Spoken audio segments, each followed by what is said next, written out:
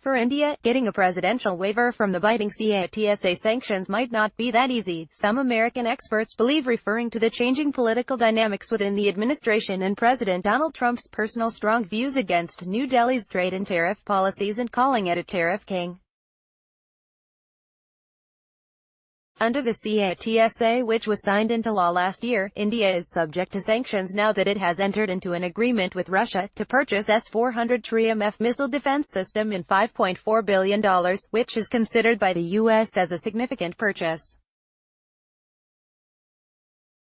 The Countering America's Adversaries Through Sanctions Act, or CAATSA, gives the Trump administration more ways to target Russia, Iran and North Korea with economic and political sanctions. Only last month, U.S. had used CAATSA to impose sanctions on Chinese entities for the purchase of S-400. Friends of India in the U.S. hope that New Delhi will receive a presidential waiver, given that Trump administration has recognized India as a major defense partner and is in advanced stage of selling billions of dollars worth of equipment to India in the next few years. Congressional sources say that both Defense Secretary Jim Mattis and Secretary of State Mike Pompeo pushed for a presidential CAATSA waiver, keeping India in mind. But the final decision will be taken by Trump, who in the last several weeks has been very critical of India's trade and tariff policies. Last week, Trump described India as a tariff king and said India wants to have a trade deal with the U.S. after he warned them of imposing additional tariffs on their imports. His latest statements have made some experts feel that the presidential waiver might not be that easy. At the very least, the administration will likely use the possibility of a sanctions waiver as leverage over India in other trade disputes.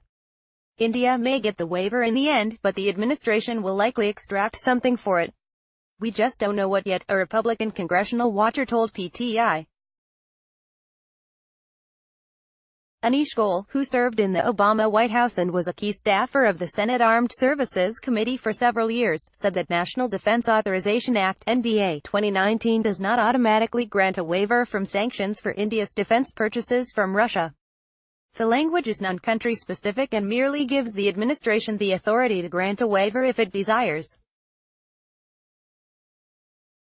The ultimate decision is up to the administration, said Goel, senior fellow at New America think tank. In this case, obtaining such a waiver is not a foregone conclusion.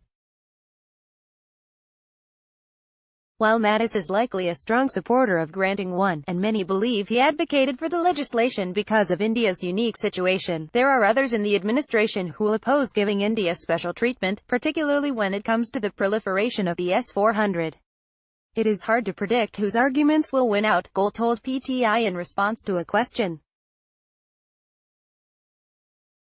Bharat Gopalaswamy from Atlantic Council think tank hoped that India will finally get the presidential waiver given the strong relationship that the two countries have.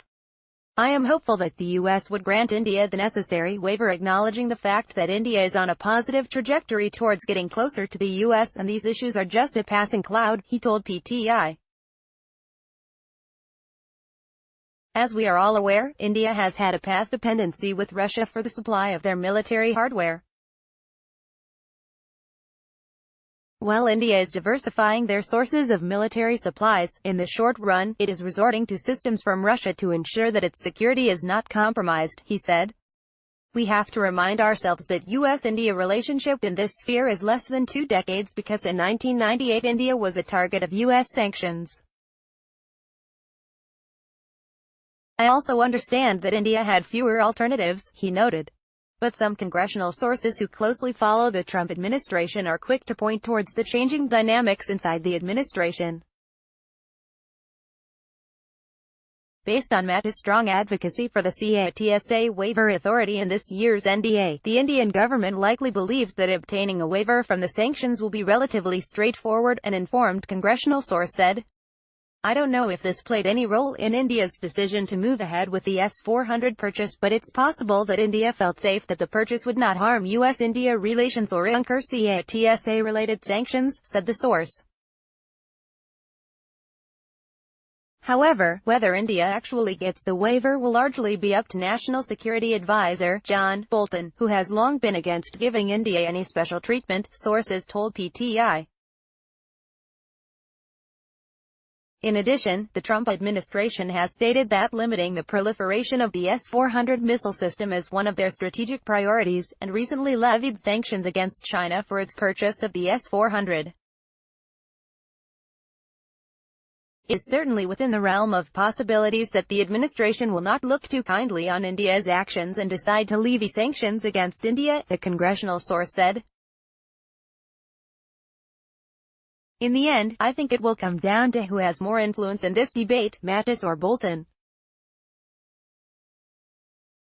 Pompeo's personal position is a bit unclear. I don't know the answer to that question. Mattis' star seems to be fading just a touch and Bolton seems to be ascendant and taking over foreign policy formulation.